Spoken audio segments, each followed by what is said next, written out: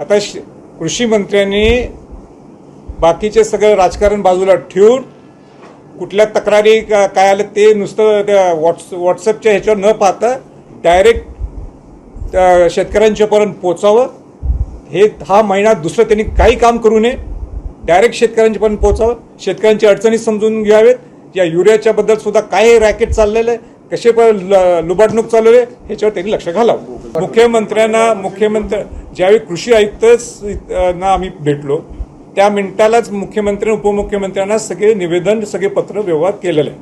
आता त्याच्यासाठी मी मुंबईला जाणं मला नाही वाटत गरज आहे. त्यांचं ऑफिस सक्षम पाहिलं म्हणजे एकदम प्रॉपर पाहिलं, त्यांनी माहिती घ्यायला पाहिजे. पत्र त्यावेळीच गेलेले. माझ्या पंजोबांनी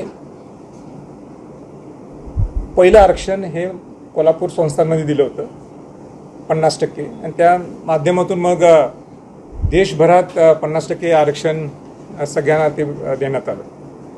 मी सुद्धा स्वतः 2007 ते 2009 पासून मी पूर्ण महाराष्ट्र पिंजून काढला की ह्या गरीब मराठा समाजातल्या लोकांना हे आरक्षण मिळावं, कारण ते पूर्वी शाहू महाराजांनी दिलं होतं. मनोज जरांगेंनी सुद्धा जो विषय हाती घेतलेला आहे तो गरीब मराठाच्यासाठी घेतलेला आहे, आणि गरीब मराठा समाजाच्या न्याय मिळवून देण्यासाठी त्यांची नेहमी भूमिका असते. माझा जुना तो माझ्या सहकारी आहे. मनोज जरांगेंचं आणि सरकारचं काय बोलणं झालं नवी मुंबईत ते त्या दोघांना माहीत आहे. मनोज जरांगेंना काय कमिटमेंट्स दिले असतील ते सरकारने पूर्ण केलेत की नाहीत ते मनोज नेहमी आपल्या भाषणात बोलून दाखवतात.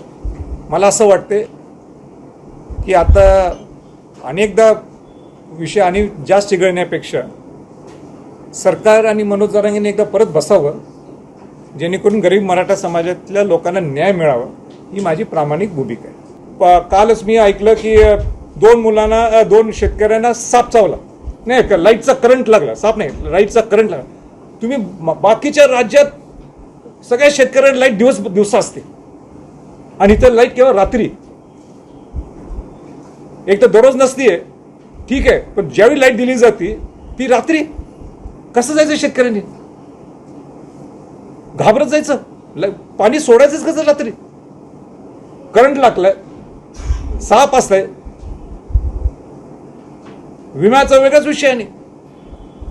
माझी सरकारला परत एकदा सूचना आहे की वॉर फुटिंगवर, युद्ध पातळीवर बाकीचे सगळे विषय बाजूला टाका आणि शेतकऱ्याचे विषय ऐरणीवर घ्या आणि सगळे विषय सोडा. बस झाले, आता लोकसभा संपली, सगळी संपली, आता कामाला लागा आणि मुंबईत येऊन बसा आणि सगळे लवकरच्या लवकर सगळे शेतकऱ्यांचे विषय संपवावेत, हे अशी माझी सरकारला विनंती राहणार आहे.